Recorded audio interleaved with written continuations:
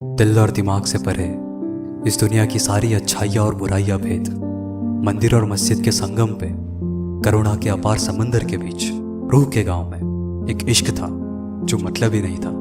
उसकी आंखों में पहली बार देखने पे जन्म लेता, स्कूल में अपनी प्लेट से उसकी प्लेट में जाता हुआ, उसके पसंदीदा राजमा के साथ।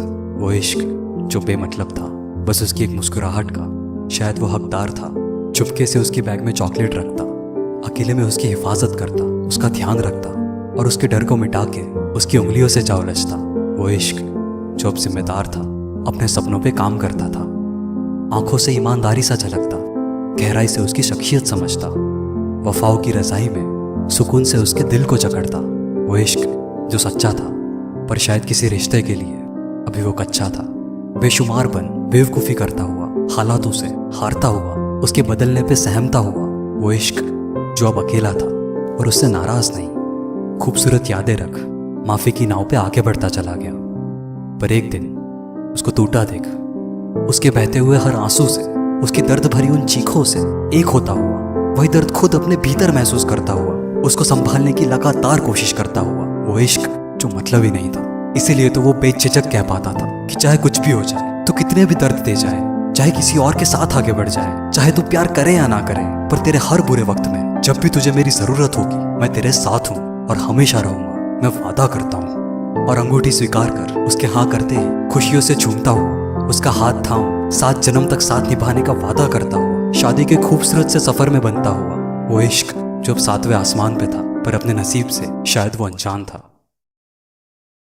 कि अपनी सारी वफाओं के बावजूद भी कम पड़ता हुआ, कि सुकून का वो आशियाना बेवफाई की आग से जलता हुआ, उसको बिस्तर में किसी और के साथ देखता हुआ। वो इश्क पूरी तरह से टूटता हुआ, बिखरता हुआ, दर्द से चीखता हुआ, फिर भी उसको समझाता हुआ, उसको सही रास्ता दिखाता हुआ, और उसके ना समझने पे आंखों में आंसू लिए उसकी खुशी के लिए डिवोर्स पेपर पे साइन होता हुआ।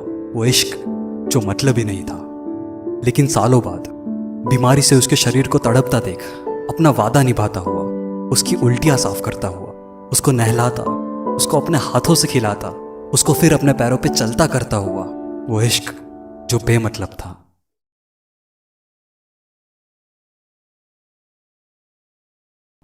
आईसीयू के बाहर खड़ा उसके ठीक होने की दुआ मांगता, हॉस्पिटल बेड में उसके साथ उसका हाथ थामे उसको लिक्विड फूड खिलाता हुआ, कीमो से उसके जड़ते हुए बालों में अपना हाथ फेरता हुआ, उसको उसकी खूबसूरती का एहसास दिलाता हुआ, उसकी आखिरी सांस तक उसके साथ रहता, उसको हिम्मत देता, उसकी सेवा में अपने शरीर की सारी क्षमता को समर्पित करता हुआ। वो इश्क जो मतलब ही नहीं था। शायद इसीलिए तो वो इश्क था।